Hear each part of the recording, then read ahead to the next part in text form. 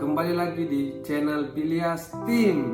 Pada kesempatan kali ini kita akan mereview buku Rich Dad and Poor Dad yang ditulis oleh Robert T. Kiyosaki. Robert Kiyosaki yang dikenal sebagai penulis buku Rich Dad and Poor Dad, buku pengelolaan keuangan nomor 1 sepanjang masa, telah menantang dan mengubah cara pikir puluhan juta orang di seluruh dunia tentang uang. Dia adalah seorang keturunan Jepang yang berkebangsaan Amerika Serikat. Dia seorang wirausaha, pendidik, dan investor yang yakin bahwa dunia membutuhkan lebih banyak pengusaha yang akan menciptakan lapangan pekerjaan.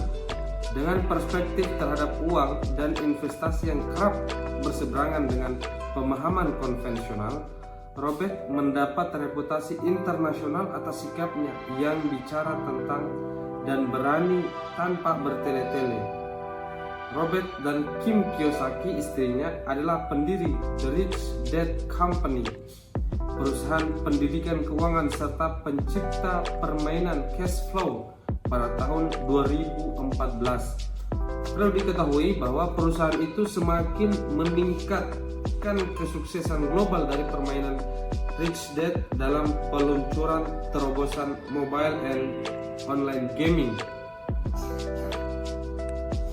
Dalam buku ini yang biasa kita kenal dengan kalimat sederhananya ayah kaya dan ayah miskin, analogi perbandingan dua karakter ayah dengan menyebut ayah kaya dan ayah miskin merupakan diksi yang cukup berani.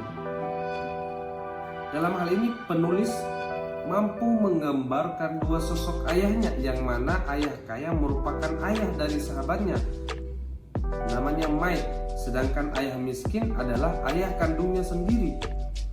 Robert Kiyosaki sebagai penulis berusaha semata-mata menerima yang satu atau menolak yang lain. Kita mendapati diri berpikir lebih jauh, membandingkan lalu memilih untuk diri saya sendiri. Penggunaan kata kaya dan miskin sejujurnya tidak seharfiah kelihatannya, karena pada kalimat selanjutnya penulis mengatakan masalahnya ayah kaya belum sungguh-sungguh kaya dan ayah miskin tidak sungguh-sungguh miskin. Keduanya baru merintis karir dan keduanya mengalami pergulatan dalam hal uang dan keluarga.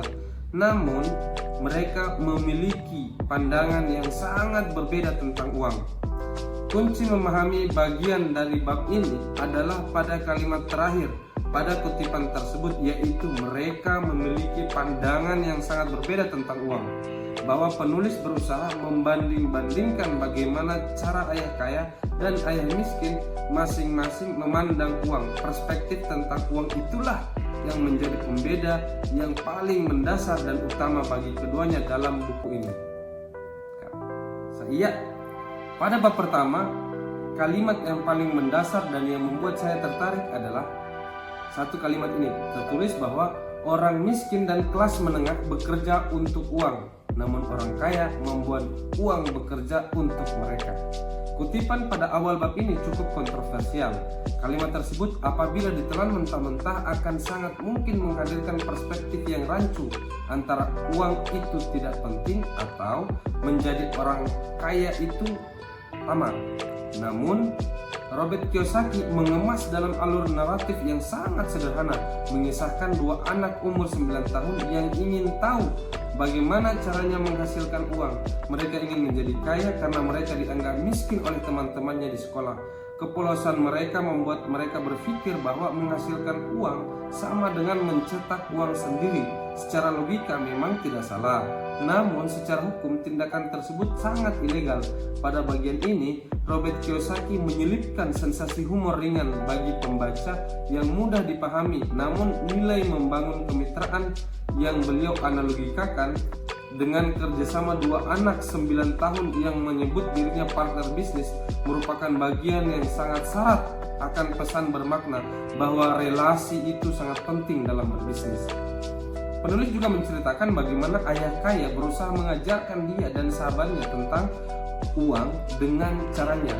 Alur cerita yang sulit ditebak dan membuat siapa saja yang penasaran akan melanjutkan membaca untuk mengetahui apa yang selanjutnya dilakukan ayah kaya dalam mendidik dia dan Mike tentang uang. Namun bagi mereka yang sedari awal menganggap narasi tersebut seperti bualan belaka, akan berhenti membaca sampai di sini.